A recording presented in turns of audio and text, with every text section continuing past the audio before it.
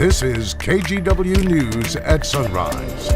The largest fire in the nation continues to burn in eastern Oregon. We'll tell you how much the Durkee fire has spread and what good news community members just received.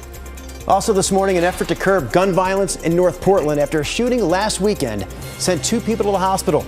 We're going to share the city's latest move, a move that comes with a $2 million price tag. Plus.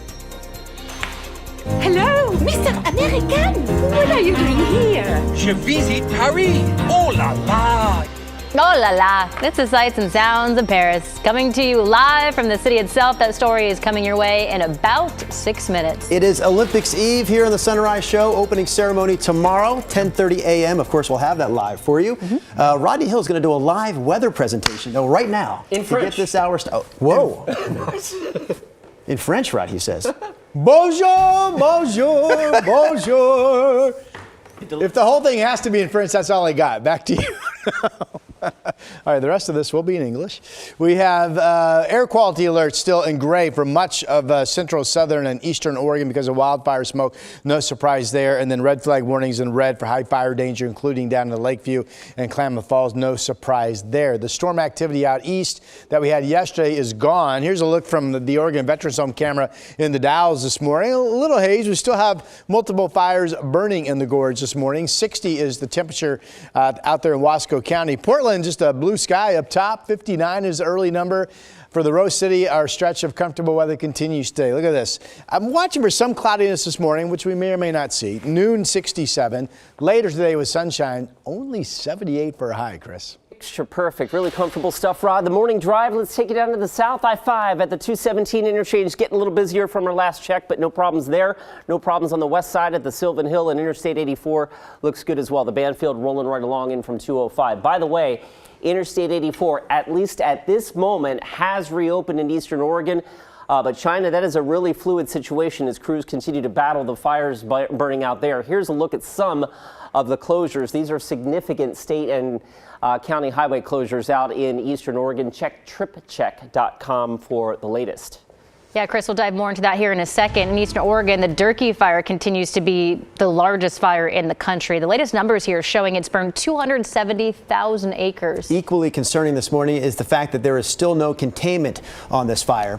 Thomas Schultz is covering it for us from the newsroom. Thomas, what do you have for us? Well, guys, there's another problem, too. The Durkee fire is burning near other major fires, along with the adjacent Cow Valley fire. Roughly 400,000 acres have burned so far, and that's strained resources. Though there is some good news. Wednesday, storms brought rain to the area, which the Baker County Sheriff called a godsend. That rain led to a reduction of evacuation levels in the town of Huntington from level 3 go now to a level 1 be ready notice. Today, more evacuation levels could be reduced too. Still, even with some fortunate news, this fire has of course led to massive loss. A firefighter spoke with our sister station in Boise and says he came across hundreds of cows and calves he just couldn't save.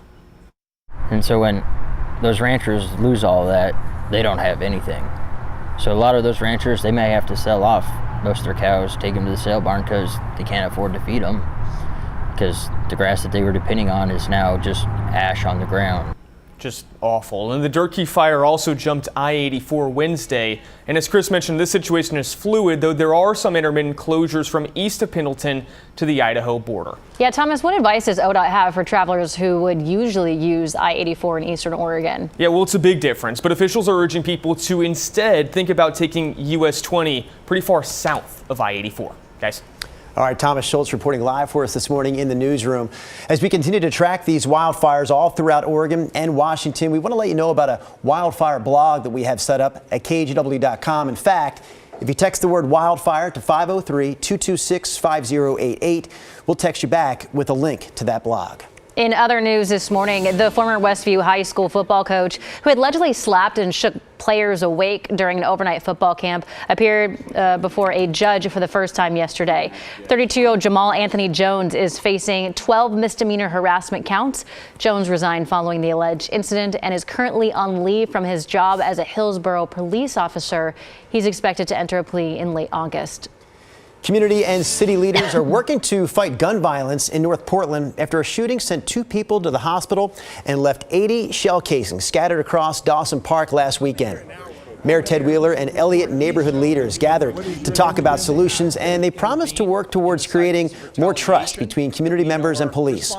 The Elliott neighborhood and 2 others are getting $2 million in federal funding as well from the Federal Department of Justice, all of that to help fight crime.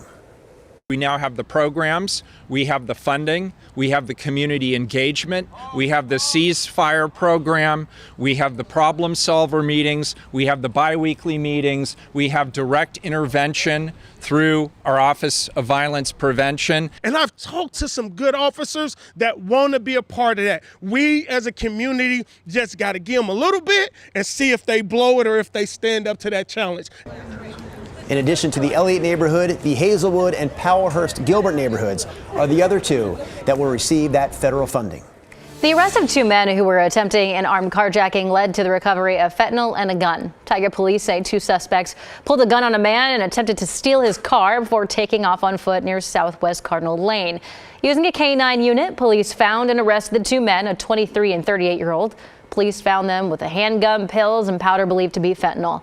The 23-year-old has been charged with robbery in the 1st degree, while the other was released. And the man who was nearly carjacked was also arrested after officers discovered that he had 2 outstanding warrants in Washington and Clackamas counties. Well, the excitement continues to build in Paris and around the world for the start of the Summer Games, which are now just 1 day away. And we have a crew on the ground who will be helping us out with the coverage. We're going to say hello to Anne-Marie Tiernan from our station in Indianapolis. Hey, Anne-Marie.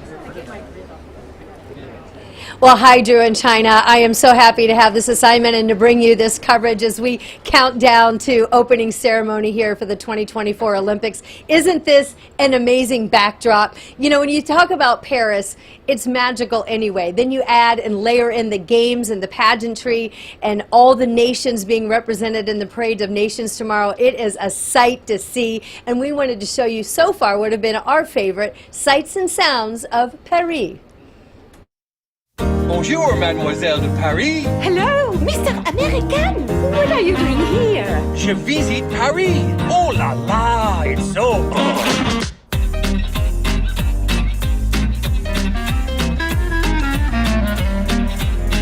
It is definitely amazing.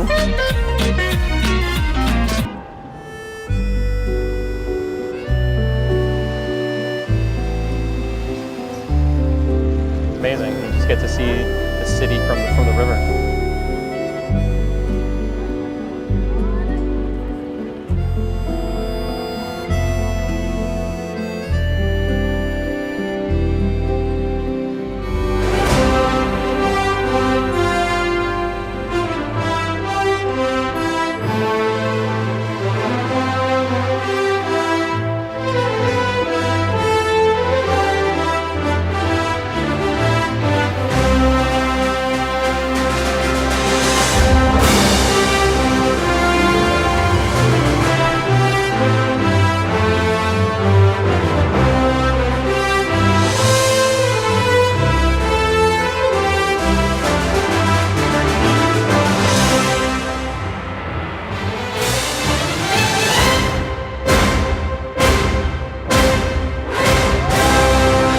I'm so in love with Paris.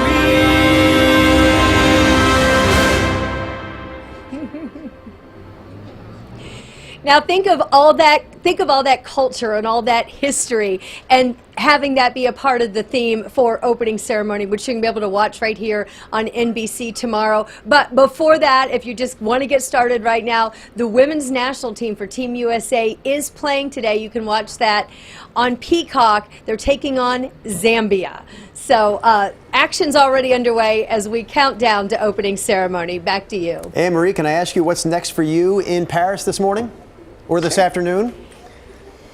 What's next for me is I'm going to go over to LeBron James and Coco Gauff are holding a press conference about being the flag bearers for opening ceremony. So we're going to run over to that, and there's also a tennis press conference where we're going to talk to some of the tennis players there. Going to put that together for our coverage.